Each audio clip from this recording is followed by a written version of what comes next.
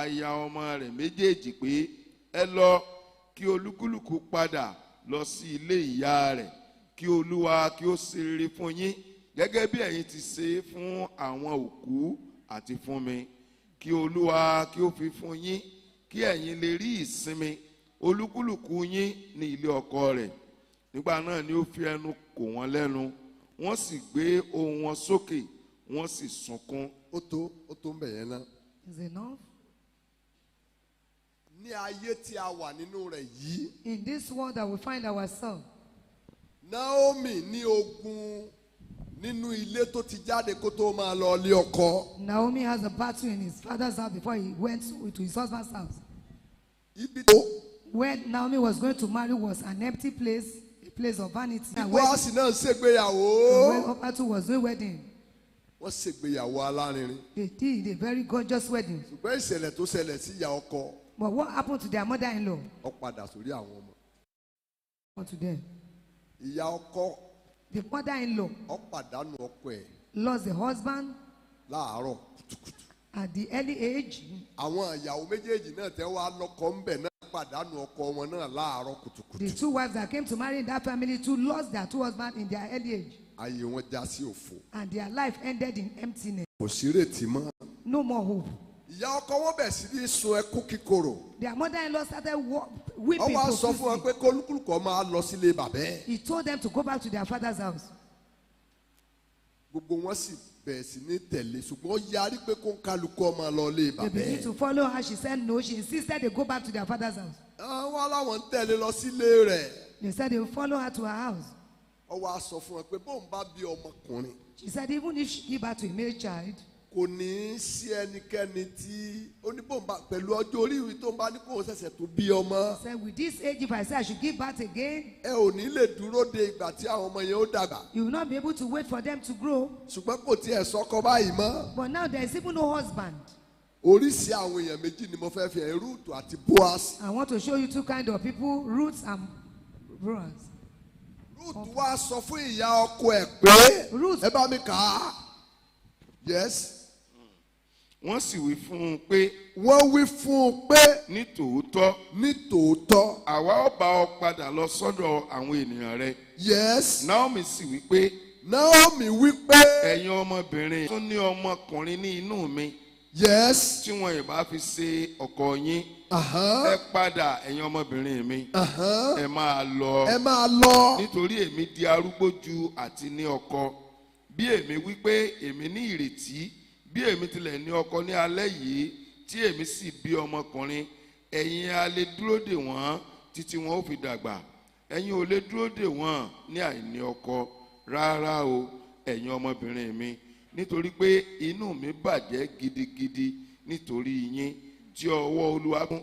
Ọ́pà sì fi ẹnu kò ìyá ọkọ rẹ̀ lẹ́nu, ṣùgbọ́n Rúùtù fà mọ́ òun sì wí pé kíyèsí orogún rẹ̀ padà sọ́dọ̀ àwọn ènìyàn rẹ̀ àti sọ́dọ̀ òrìṣà rẹ̀, ìwọ padà tẹ̀lé orogún rẹ̀. Rúùtù sì wí pé má ṣe rọ̀ mí láti fi ọ́ sílẹ̀ tàbí láti padà kúrò lẹ́yìn rẹ, nítorí ibi tí ìwọ bá lọ ni èmi ó lọ, ibi tí ìwọ bá sì wọ̀ ni èmi ó wọ̀. Àwọn ènìyàn rẹ ni yóò máa ṣe ènìyàn mi, Ọlọ́run rẹ ni yóò sì máa ṣe Ọlọ́run mi.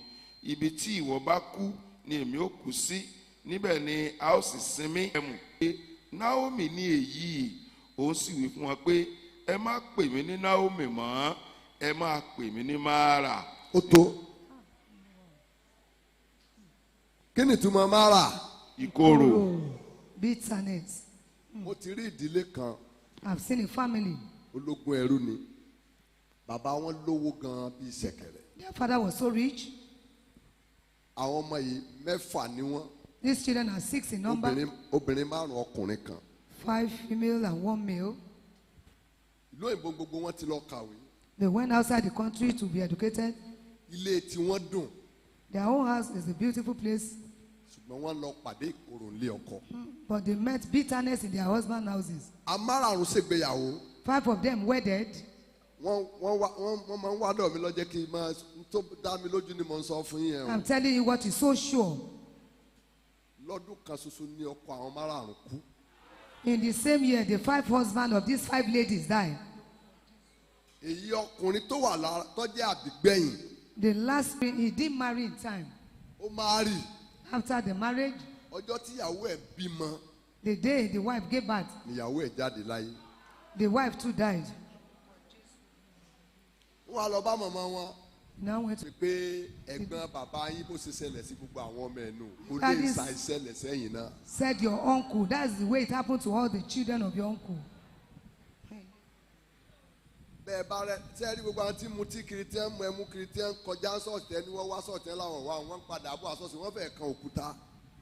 The people that you saw drinking up and down, going about and you are inviting, they said no, they are still coming back. orí ìlú wa ìkọ́. ó rí nǹkan ṣe ń lé ìbí gbogbo èèyàn ọ̀bá rí nǹkan ṣe ń bẹ̀. My own shall be possible, even if nothing is possible to anyone there. èmi ò fi ìtàn lọ́lẹ̀ ń lé ìbí gbogbo èèyàn ọ̀bá rí ìtàn rere kọ́. We have a good history, even if no one has a good history in this family. ó gba ọlọ́run ìyá ọkọ ẹ̀ gbọ́. He believed the God of the mother-in-law. ẹ gbọ́ òtítọ́ yìí lónìí. Listen to this truth today. èrò ọkàn olúkúlùkù tó fi tẹ̀lé aṣáájú ni ò jẹ́ kó dé èèyàn láyé. The thought of individual that he used to follow the elder is the one that is not Lóòótọ́ allowed fi them to gbogbo enter. ìfẹ́ ọkàn pípé tẹ̀lé ìyá ọkọ ẹ̀. He followed in a perfect heart. ìyá ọkọ ẹ̀ ọmọ bíi tí ń lọ kò nírètí mọ́. The mother-in-law did not have hope, did not know where she's going to. ọ̀tọ̀ ni tí ìyá ọkọ ń rí lópin ìrìn àjò tí ẹ jọ ń lọ. gbẹ̀rú ní tiẹ̀. The mother-in-law saw something different at the end of their journey, but Ruth is seeing something different. ọlọ́run wo ọkàn rúùtù àti ìyá ọkọ ẹ̀. The Lord looked at the heart of Ruth and the mother-in-law. ẹ gbọ́ ọ̀rọ̀ tí ọmọbìnrin yìí sọ. ibi tó ọba ń lọ ni ọlọ́run rẹ ní ọmọ jẹ́ ọlọ́run mi ibi ọba kú sí lòun ó kú sí. Look Torí at- rúùtù mọ̀ pé ọlọ́run tí bíọ́sì tí ìyá ọkọ òun sìn ó ní ọlọ́run. Ruth said, wherever the mother-in-law goes, that's where she will go. Why? Because Ruth knows the God of the mother-in-law that is the true God. Bethlehem ni wọ́n ti wá. They came from Bethlehem. Bethlehem ni wọ́n padà sí. They are going back to Bethlehem. Rúùtù tẹ̀lé ìyá ọkọ ẹ̀ pé ní Bethlehem lèmi ó ti rí tèmi sí. Ruth followed the mother-in-law that at Bethlehem my own shall be made possible. Èmi ò ní bá ìyá ọkọ mi rìnrìn àjò òfo. Èmi ò rí nǹkan kan ṣe tí ó di ìtàn láyé. I will not journey an empty journey with my mother-in-law. I will have something that is of a good report at the end of the journey. Gbogbo ẹ̀ ń bá gba Jésù tó gbàgbọ́ pé òun ó ṣeré láì jí nǹkan láì mú nǹkan kan yóò dìde láyé ẹgbàá mi Anyone gbọ́. that accepted Jesus Christ know that without stealing, he will become something great in life. Rúùtù tẹ̀lé ìyá ọkọ ẹ̀ Ruth followed the mother-in-law pẹ̀lú ọkàn pípé. with a perfect heart. Ọlọ́run wò ó. The Lord was looking at her. Ọlọ́run wò ó. The Lord was looking at her. Nígbà tó dé ọ̀dọ̀ ìyá ọkọ ẹ̀ ohun tí ìyá ọkọ ẹ̀ bá ní kó ṣe ní í ṣe. When she got there, whatever the mother-in-law instructed her to do is what she was doing. Kò sí nǹkan mi. They could not see it, Papa. Wọ́n padà wá síbàdàn. They came back to Ibadan. Nígbà tí wọ́n tún gbọ́ pé bàbá tún ti dákùrẹ́ wọ́n tún wá wọn lọ lẹ́ẹ̀kejì. When they heard that Papa has got it to Akure, they went again. Ní ẹlẹ́ẹ̀kejì tí wọ́n lọ. The second time they went, Wọ́n bribe gbogbo àwọn protocol tó wà níbẹ̀ kí wọ́n lè taari àwọn tó wà níwájú. He Wọ́n fi bribed- wọ́n sẹ́nu ọ̀nà bí bàbá ọgbà jáde. he bribed the protocol so that they can put her in the front where Baba is passing. Bàbá àwọn èèyàn wọ́n ti wálẹ̀ méjì wọn ò rí sà ẹ bá ní gbàdúrà fún wọn. Bàbá gbé ọwọ́ lé obìnrin lórí pé níwòye àmọ́dún wàá gbọ́mọ dání. He lay hand on the woman that by this time next year you will carry your baby. Wọ́n tún gbé ọkọ náà mọ́ra. He embraced the man. Bàbá ní ẹ máa lọ àdúrà yìí ti gbà. He said, go, your prayer has been answered. Fún ọdún méje wọn ò gbọ́ pa. For 7 years, Lẹ́yìn ọdún keje after the 7th year, ní àárọ̀ Sátọ̀dé on Saturday morning, ọkọ wà lé wọn jọ wà nù sitting room. the husband and the wife they were in the sitting Bàbá ń room. wàásù lórí tẹlifíṣàn. Daddy was ministering on the television. Bàbá ní gbogbo àgàn pátá tí ọ̀rọ̀ ọmọ bí ẹ bomi sínú kọ́ọ̀pù mo fẹ́ gbàdúrà. All you barren that have no child, put water in the cup. I want to pray. Ìyàwó lọ bomi ọkọ ní mọ́tò bomi ṣé bá ti lọ́dọ̀ bàbá tí ẹ gbọ́wọ́ lé ọtí nǹkan kan ṣẹlẹ̀. Ṣé wọn ṣẹlẹ̀ ṣé ètòrí rédíò ìlọ orí tẹlifíṣàn ló ti wá rí wọn. The husband said, there's no need putting water down. We went there. He embraced us. Nothing happened. Is it on the television? We now have miracle. Ìyàwó ní fi tiẹ̀ ṣe tiẹ̀ èmi ò bomi lẹ̀. The wife said, mind your own Ó sì business. bomi. I will put water down. And he put the water down. Bàbá sì gbàdúrà And daddy prayed. ó sì mu omi yẹn. And she drank the Òmòsù water. yẹn jẹ. And that month she Ó lóyún conceived. ìbejì. She got pregnant of twins. Hallelujah. Ibi tí mò ń lọ rèé o. This is where I'm going to. Rúùtù tẹ̀lé ìyá ọkọ ẹ̀ ó gba Ọlọ́run ẹ̀ bọ̀. Ruth followed the mother-in-law. He recognized God. Gbogbo tí màmá ọkọ ẹ̀ bá ní kó ṣe ló ń ṣe ó gbà bí ìránṣẹ́ Ọlọ́run. He obeyed the mother-in-law. Whatever he instructed her to do, she accepted the mother-in-law as a servant of God. Ruth rí òdì kejì látara ìyá ọkọ ẹ̀. Ruth saw the other side in her mother-in-law. Ìgbà tí wọ́n wá jẹ́rìí. When they came testifying, Bàbá ní mo gbé ọmọ ra òsì lóyún. the daddy said, I embrace you, and yet you were not pregnant. Bàbá ní nǹkan méjì ní òjò olóyún lásìkò yẹn torí mi. The people that took money before allowing you to see me, they destroyed the work before you saw me. Number 2. Ìkejì, Ọkàn tẹ́ fi wá pàdé mi kì í sọkàn tẹ́ fi lè rí nǹkan gbà. the heart with which you come to see me is not the kind of heart with which you can receive anything. Bó bá rí òdì kejì. If you are going to see the other side, Bó ti wù kí ìránṣẹ́ Ọlọ́run kó kéré tó ẹ gbọ́dọ̀ fún ní ọlá rẹ̀.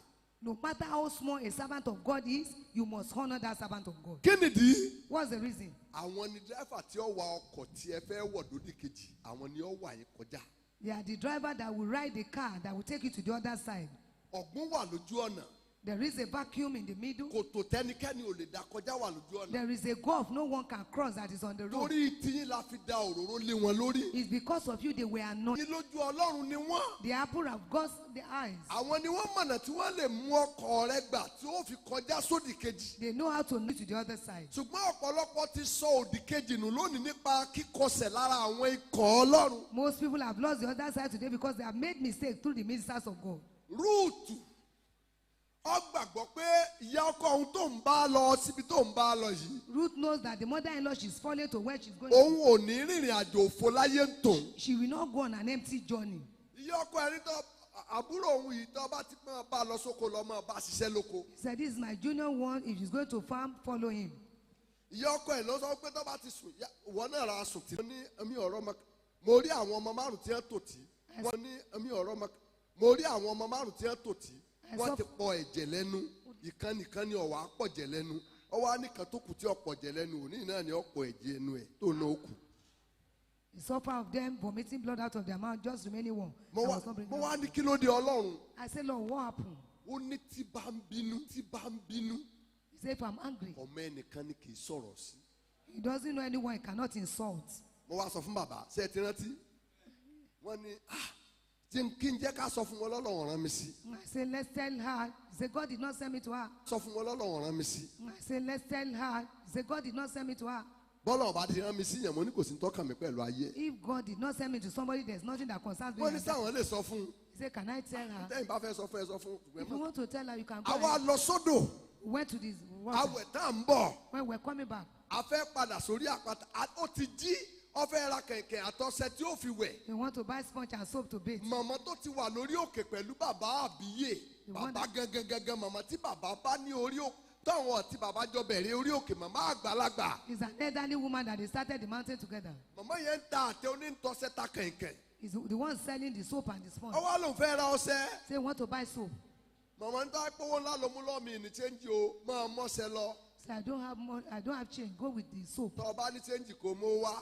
Ó ní ẹ wá chẹ́ńjì ní. Say, you look for change. Màmá ní ibo ni máa wá chẹ́ńjì lọ. Where should I go and check? Look Pẹ̀lú for ọjọ́ change. orí mi yẹn. With my age. Ìgbẹ́ ti yàjẹ́ ka orí òkè. Ẹ̀yin náà lẹ́ ń borí òkè jẹ́ ka yàjẹ́ burúkú dàálẹ̀ lórí òkè. Orí ariwo yẹn ní gbogbo èèyàn pé bò wọ́n It táwa was náà dé bá. on Àbí bẹ́ẹ̀ kọ́ sà. on that noise, they met them. Táwọn ń pẹ́ táwọn bá dé orí òkè àwọn pè jókòó táwọn bá sọ̀rọ̀ I pé will báyìí come. ni Olúwa wí. That thus says the Lord.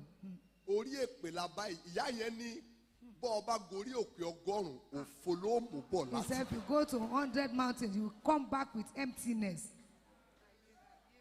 Ìyá ní torí pé jẹ́jẹ́ mi mo jókòó yìí sọ pé kọ́ wá rajà The woman lọ́wọ́ said, mi. I sat gently. I didn't send you to Wọ́n ò come ní and kí ọ kú oríire láyé. Hey, said they would never Lọ́nà congratulate pé you. ká now. dáa fún yín. He Nítorí said, ò it jẹ́ cannot be ká well with you. nítorí ò jẹ́ kú olójú kan náà nù. That's why you didn't leave the same spot.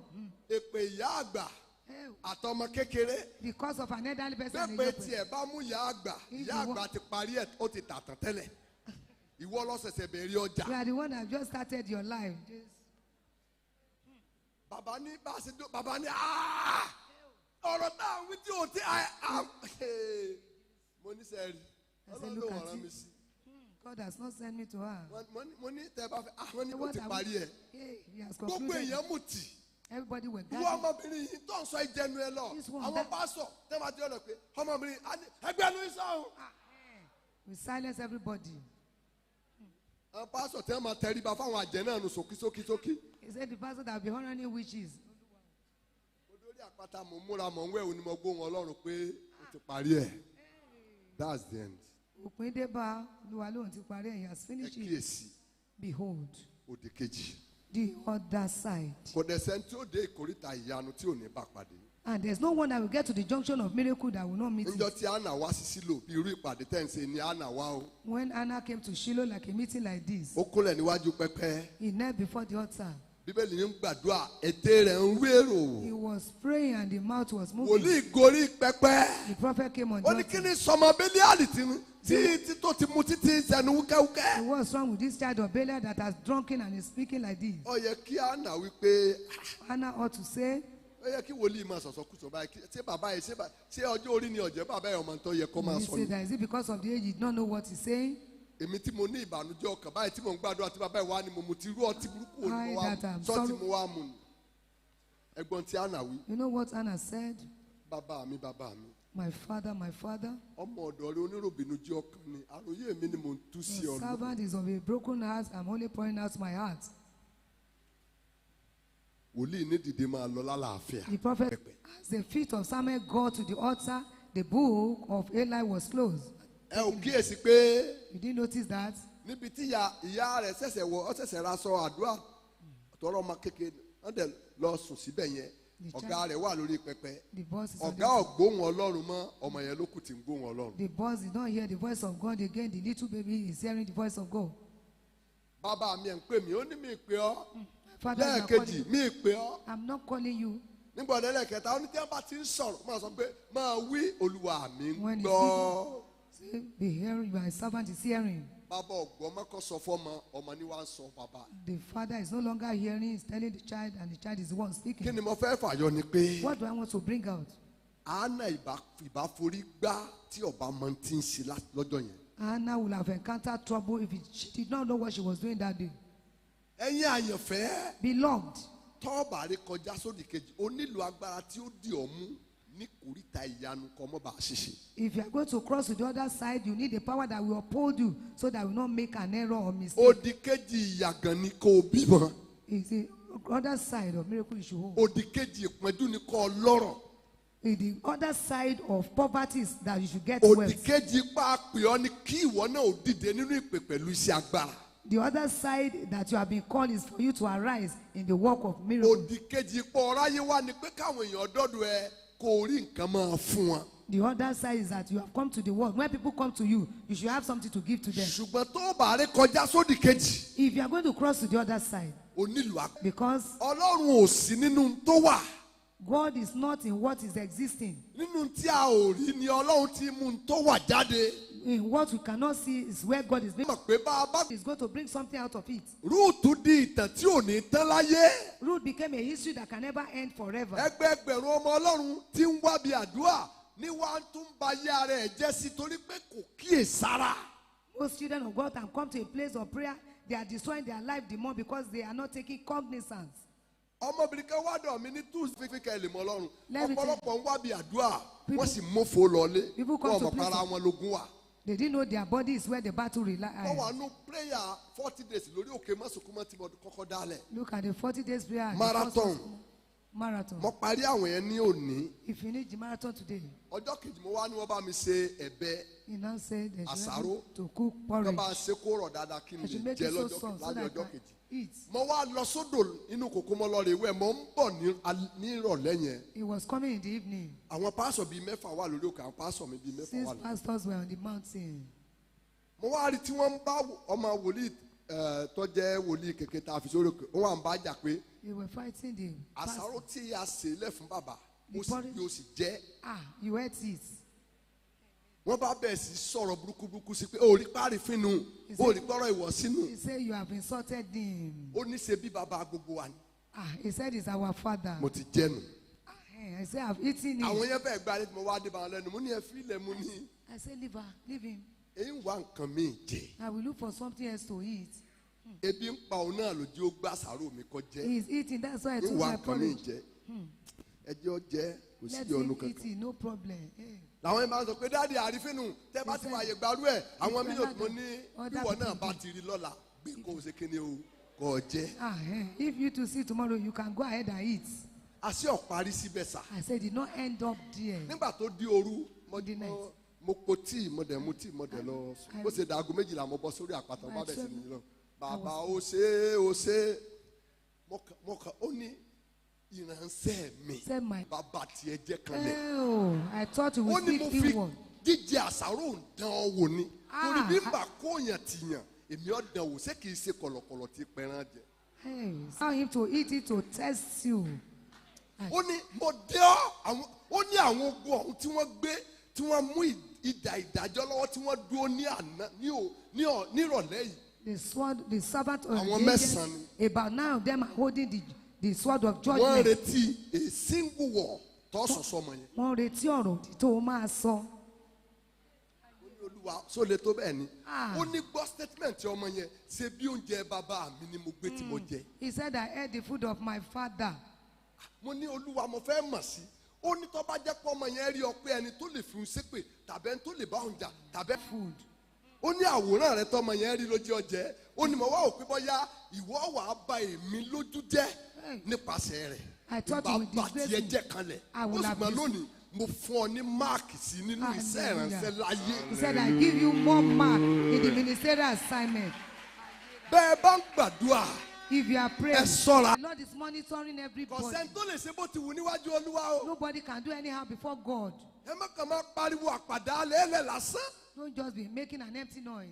Ọmọ tí ń sọ̀rọ̀ sí ní pé ṣebí dáàdì nù ẹbẹ̀rẹ̀ tí ṣe He dáàdì says, sọ my nǹkan kan. father. Ẹsẹ̀ kan sì ti ń ṣe láńkúláńkú tó ti farapa lórí òkè ní pé dáàdì òpin mọ́jà sàrò bẹ́ẹ̀ tó ṣe lọ́lẹ̀ mi tí kọ̀ọ̀kan tó jẹ́ rè ẹ sá ṣe kó dùn dáadáa. I will eat it again.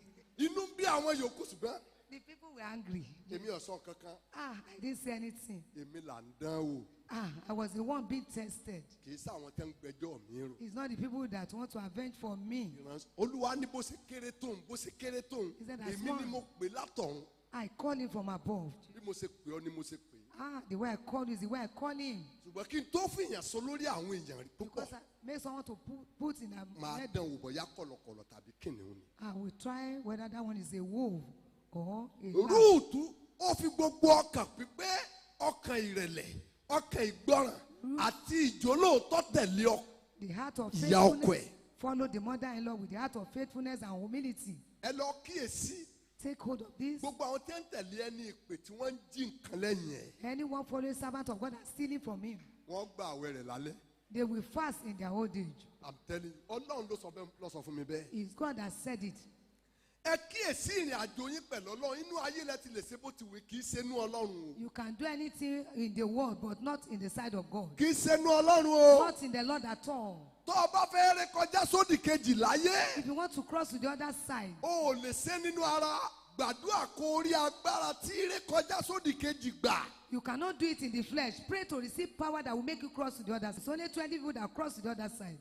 Tí o bá ti ní ìpamọ́ra àti kó rí àdúrà gbà kí agbára yẹn ó bàlẹ́ ọ o ò lè ré kọjá. If you cannot endure and able to pray, you cannot receive that power to cross to the other Òdì side. kejì sì ni ayọ̀ wà. And it's at the other side that you have joy. Òdì kejì ni ìṣẹ́gun wà. It's at the other side you have victory. Òdì kejì ni tí ó sọ ọ́ dé èèyàn wà. It's at the other side what will make you important in Bọ́ ọ life. bá is rí that àdúrà irú èyí gbà. If you can pray this kind of prayer, Torí pé àdúrà yìí ló lè ràn ọ́ lọ́wọ́. because it's this prayer that can help you. Ló fi lè ré kọjá sódì kejì. That's how you'll be able to cross to the other side. Ẹ gbọ́ Hannah ti ń lọ sí pàdé àdúrà tipẹ́. Look at Hannah has been going to Shiloh for long. Ó ti ń wá sí Sílò òru eléyìí tipẹ́. He has been coming to Shiloh like this for long. Ṣùgbọ́n ọjọ́ ìdánwò But the day of torí visitation, bá a dánwò because he was tried tó yege and she succeeded, la fún un ní tó ń wá kiri that's why they gave her what she was looking for. Lábẹ́ ìpàdé yìí Under this program, ẹgbẹẹgbẹ̀rún yín ibi tẹ́ ẹ rò pé ẹ lè dé láyé ni Ọlọ́run fẹ́ mú yín wọ̀. multitude where you never thought you can get to, that's where God will take you to. Òdì kejì òṣì ní ìbùkún. The other side of poverty is blessing. Ísírẹ́lì ti jẹ ìyà nílẹ̀ Íjíbítì. Israelites have suffered in the land of Egypt. A mú wọn kọjá lórí omi láti bọ́ sódì kejì ayé wọn. They were made to cross to the other side, to the other wọ́n wà side. ní Ísírẹ́lì lónìí wọ́n ràn bí òòrùn níbẹ̀. They are Israel now, they are shining like sun today. wọ́n ti gbàgbé òṣì àti ìpọ́njú látọ̀pọ̀lọpọ̀ ọdún. They have forgotten the poverty and the shame ó of sì old ti age. di ìtàn tí ò lè tán mọ́ lórí ilẹ̀ títí láé. And they have become history that can never end throughout the world. ṣé àrékọjá tó ń là kọjá lónìí. Look at what you're passing through today. má torí ẹ̀ kọsẹ̀ lára àwọn ikọ̀ Ọlọ́run. Don't, because of that, make mistake through the servant of God. ọmọbìnrin kan wá bá mi ló ti tó bí oṣù mẹ́ta ń sìn. Oh, my children came to meet me like 3 months ago now. ọmọ ìjọ mi náà ni o. He's a member of the church. ó ní dáàdi mo ti sẹ̀yìn mo ní kí ló fi ṣe He ní. said, Daddy, I've offended you. I said, which way? ó ní mo máa sọ pé ẹ̀yin ti gba wèrè mọ́ ẹ ti gba wèrè mọ́ ìgbàgbọ́. He said, they have accepted insanity with your faith. mo ní lọ́nà. Just to you just be looking at that person.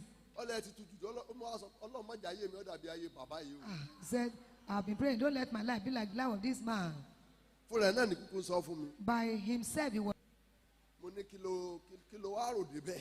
I said, what make you to think like that? ó ní gbogbo àwọn ènìyàn lè tutù sí wọ́n sàmọ́ mo ní ẹ̀rù ọlọ́run ní ń bà mí. As you are come to everybody, I said, because I fear my God, ẹ̀rù ọlọ́run ní ń bà mí. I'm empty-handed. ẹnikẹ́ni ò sì gbúrò rẹ̀ mọ́ láyé. And nobody heard about them again forever. tọ́wọ́ jẹ́ pé bíi bọ́ọ̀sì náà ní rúùtù ni ká má wulẹ̀ wá bí àdúrà mọ́ láyé. Assuming it's like Ophir root is, nobody will have heard about. gbogbo ọkọ̀ tí ẹnikẹ́ni yóò gùn rè kọjá sódì kejì àwọn ikọ̀ ní ọkọ̀ náà.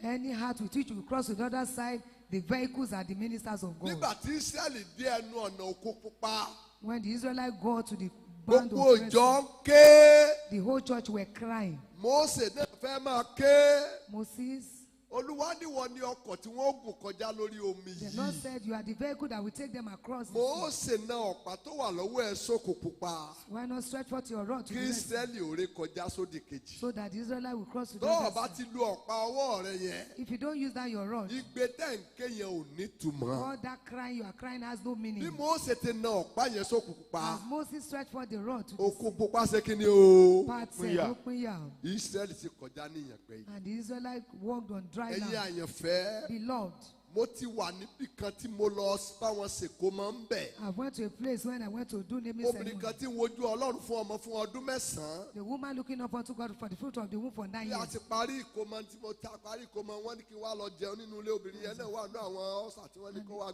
gbóúnjẹ fáwọn àrànṣẹ́ Ọlọ́run ilé. People wọ́n to gbóúnjẹ give us, tèmi lọ́tọ̀ bí mo ṣe jẹun tán báyìí. as they finish eating, abọ́ tí mo fọwọ́ sí the plate I washed, obìnrin yẹn sì gbé omi yẹn ó sì mú. the woman carried the water and drank it. kò mú oṣù yẹn jẹ sà. She conceived that same month. ẹnìkan nù wọ́n sì sọ pé Somebody said, ayé ẹ̀yin yẹn sì bàjẹ́ báyìí wọ́n jẹ ẹnìkan jẹun wọn. irú òróró wo ni ìbá wà wà lórí ẹ̀. what kind of tí wọ́n wá anointing gbé omi ìsínwọ́tọ̀ wá mú. that you carried the hand you used to wash your hand and drank it? wọ́n ti gbàgbé àwọn tí wọ́n máa fi ìgbẹ́ fún lóúnjẹ tí wọ́n ní wọ́n lọ rèé kí wọ́n fi fọ́kọ̀ mu kán lè lóyún. They forgotten people whom they give excreta to use it to drink pap. ẹni yẹn èṣù gbé dìde láti bà ìgbàgbọ́ ẹ̀ jẹ́ ṣùgbọ́n òun sọ fún ẹ pé mo gbàgbọ́ nínú omi ìsìnwọ́ yẹn fún ìlóyún mi mo bá mi sọ nǹkan kan lórí ẹ̀ tó bá kàn ọ́ má ṣe bẹ́ẹ̀ ń tiẹ̀. The devil person to discourage her so that she wouldn't do that which she did, but she believed that if she take kò it, sì she would mọ́sù yẹn jẹ. and that same ní month, kí wá sọmọ yẹn. children, ẹ gbà mí gbọ́ ọmọdé gbàdúrà. children, ẹ gbà mí gbọ́ ọmọdé gbàdúrà. Ọlọ́run sọ fún mi. Ọlọ́run sọ fún mi. the Lord told me, ó ní tó ń bá wòye. Ọlọ́run sọ fún mi. the Lord told me, ó ní tó ń bá wòye rẹ̀ ní ọ̀sẹ̀ mẹ́rin.